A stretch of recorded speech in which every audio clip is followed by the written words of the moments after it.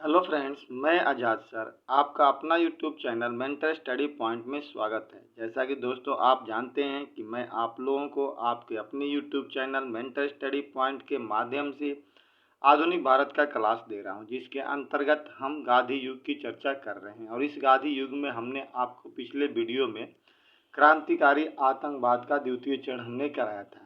इस क्रांतिकारी आतंकवाद के द्वितीय चरण में हमने चंद्रशेखर आज़ाद और उनके सहयोगियों के बारे में चर्चा की थी और हमने कहा था कि कानपुर में एक संगठन इन्होंने बनाया था 1924 ईस्वी में, जिसे हिंदुस्तान रिपब्लिकन एसोसिएशन के नाम से हम लोग जानते हैं। और इसी के अंतर्गत काकोरी नामक कांड भी हुआ था, जिसमें बहुत सारे लोगों को फांसी दे दी गई थी और कुछ लोगों को आजीवन कारावास के तहत अंडमान जेल में भेज दिया गया था। ठीक है दोस्तों, पिछले वीडियो में हमने 9 तारीख में ये काम किया था।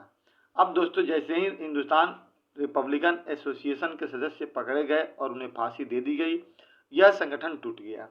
लेकिन इसमें से कुछ लोग थे जो वहां से निकलकर भागने में कानपुर से सफल रहे। वहां से भाग करके वो दिल्ली आ गए और दिल्ली आकर के एक नए पार्टी की स्थापना की, जिसे हिंदुस्तान सोशलिस्ट रिपब्लिकन एसोसिएशन के नाम से जानते हैं। ठीक है दोस्तों, अब यहीं से हमें आज की वीडियो को आगे चलना है। दोस्तों, आपसे रिक्वेस्ट है कि जो व्यक्ति नए चैनल से जुड़ रहे हैं, प्लीज़ चैनल को सब्सक्राइब कर दें और अपने दोस्तों के बीच में ज़्यादा से ज़्यादा इसको आगे बढ़ाने का प्रयास करें। और जो पुराने हैं वो निश्चित तौर पर वीडियो को अंत तक देखने का प्रयास करें। दोस्तों, हिंदुस्तान सोशलिस्ट रिपब्लिकन एसोसिएशन की स्थापना 1928 ईस्वी में दिल्ली के फिरोज शाह कोटला मैदान में किया गया था। कह रहा है कि इसकी स्थापना चंद्रशेखर आज़ाद, भगत सिंह, शिव वर्मा, सुखदेव, भगवती चरण बोरा आदि ने फिरोज शाह कोटला मैदान में दिल्ली में किया था। कब? 1928 ईस्वी में। ठीक है दोस्तों, तो 1928 में फिरोज शाह कोटला मैदान में हिंदुस्तान सोशलिस्ट रिपब्लिकन एसोसिएशन की स्थापना की गई। और इसका मेन उद्देश्य क्या था? इसका मेन उद्देश्य था कि हमारे यहाँ ना एक साइमन कमीशन आया था, तो उसी साइमन कमीशन के अंतर्गत जो व्यक्ति ने, जो लाहौर में जो एक पुलिस अधिकारी था सैंडर्स, उसने आदेश दिया था वहां पे। और चूंकि वहां पे साइमन कमीशन का विरोध हो रहा था और लाठियों के चार्ज की वजह से वहां पे लाला लाजपत राय की मृत्यु हो गई थी, तो इन क्रांतिकारियों का पहला उद्देश्य था कि हम उनका बदला लेंगे, सैंडर्स की हत्या करेंगे। इस पार्टी का पहला उद्देश्य। दूसरा था असेंबली में बम फेंकना। ठीक है दोस्तों, तो बात कर रहे हैं इस संगठन का पहला क्रांतिकारी कार्य 17 दिसंबर 1928 ईस्वी को लाहौर के पुलिस अधिकारी सैंडर्स की हत्या करना था। सैंडर्स ने लाहौर में साइमन कमीशन विरोधी आंदोलन के दौरान लाला लाजपत राय को लाठी चार्ज में घायल कर दिया था, जिसके बाद उनकी मृत्यु हो गई थी। ठीक है दोस्तों, ऐसा ही मैंने आप लोग को अभी बताया। उसके बाद पहला तो उद्देश्य सफल हो गया, इसको करना था। दूसरा, असेंबली बम कांड 1929। ये निर्णय लिया गया था कि असेंबली में हम बम फेंकेंगे, लेकिन उस बम से कोई व्यक्ति मरेगा नहीं। बम फेंकने चंद्रशेखर, भगत सिंह और बटुकेश्वर दत्त गए थे लोग, और असेंबली में बम भी फेंका गया, जिस समय पब्लिक सेफ्टी बिल पे बहस चल रही थी।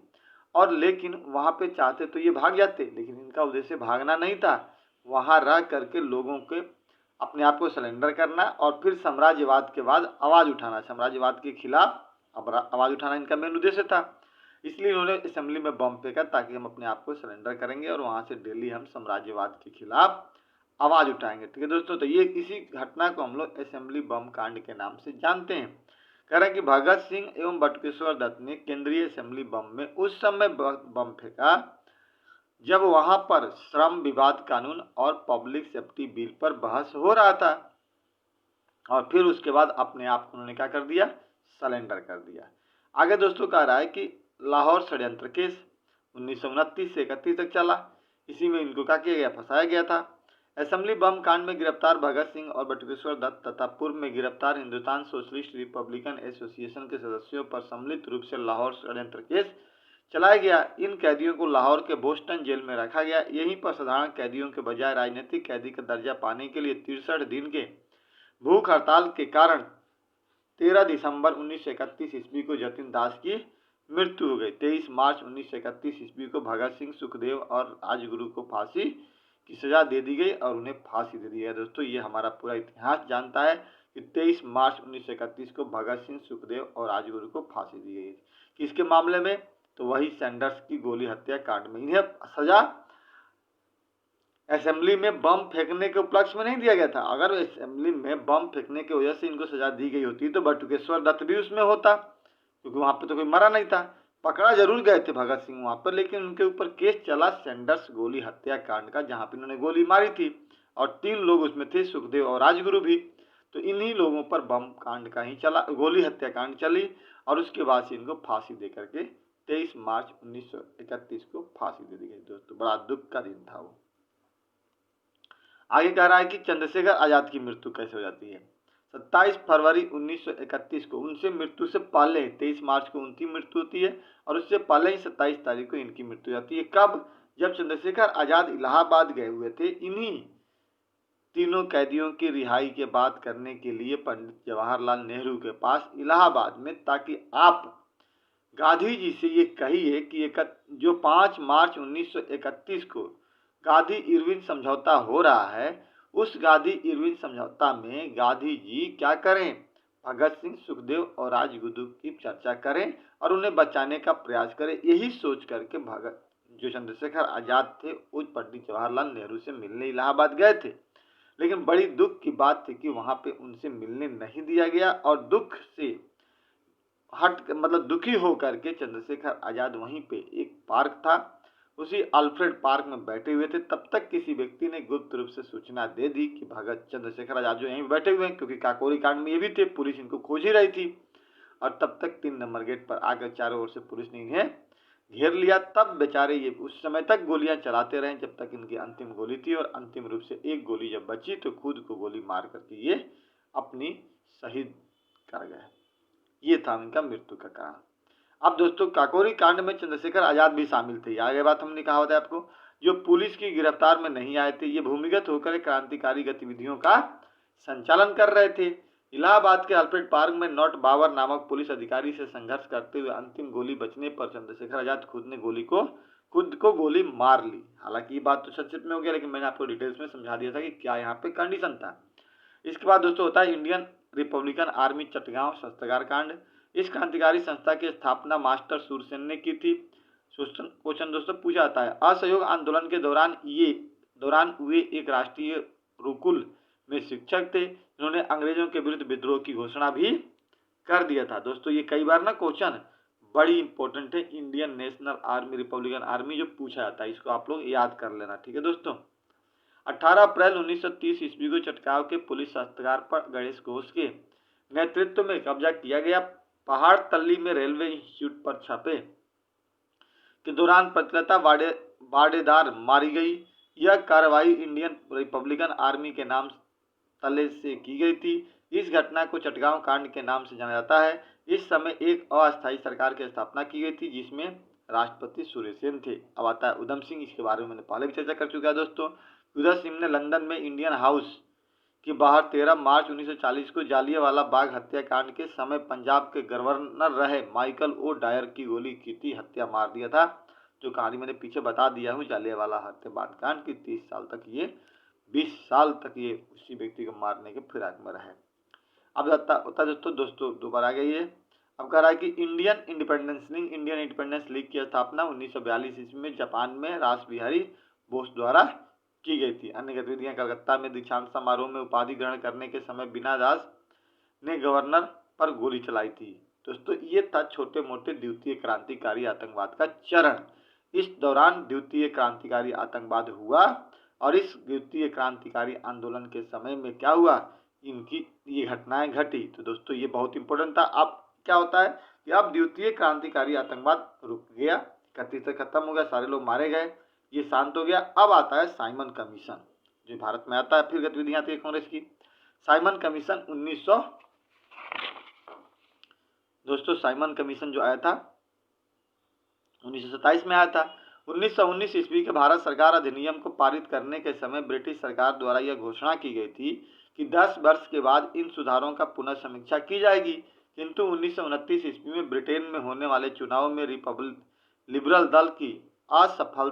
दल की सफलता की संभावना को देखते हुए 1927 ईस्वी में ही कंजर्वेटिव दल टोरी ब्रिटिश सरकार ने एक आयोग स्थापित किया जिसे प्रायः साइमन कमीशन के नाम से जाना जाता है। इसका गठन किया गया सर काइमन की अध्यक्षता में गठित इस आयोग के सभी 7 सदस्य थे। ठीक है दोस्तों, कितने टोटल सदस्य थे? इसमें टोटल 7 + 1 यानी 7 अंग्रेज थे और एक अध्यक्ष साइमन कमीशन था। टोटल मिलाकर कितने हो गए?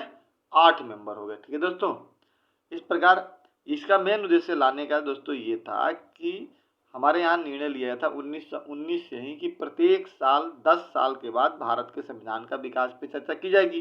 तो 1919 के बाद 10 साल में 1909 में 10 साल के बाद 1919 में विचार हुआ। 1919 से 10 साल के बाद 1929 में होने वाला था, लेकिन वहाँ चुनाव होने की वजह से इसको पहले ही गठित कर दिया गया था। हालांकि इससे भी हमें कोई शिकायत नहीं था।